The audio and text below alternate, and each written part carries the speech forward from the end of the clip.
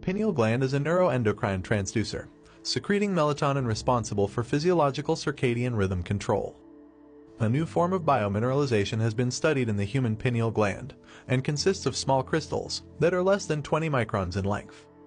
These crystals are responsible for electromechanical, biological transduction mechanism in the pineal gland due to the structure and piezoelectric properties. That's a lot of words to digest, but let's break it down into two meaningful points. The key words here are piezoelectric properties and transducer.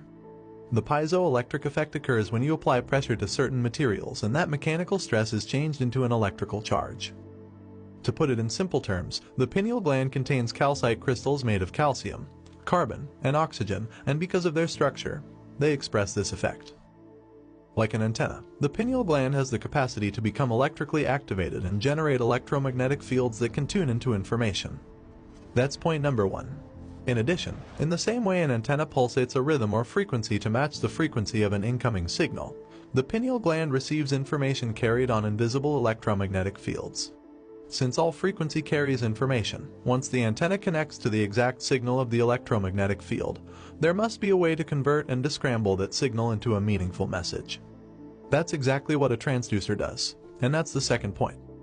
A transducer is anything that receives a signal in the form of one type of energy and converts it into a signal in another form.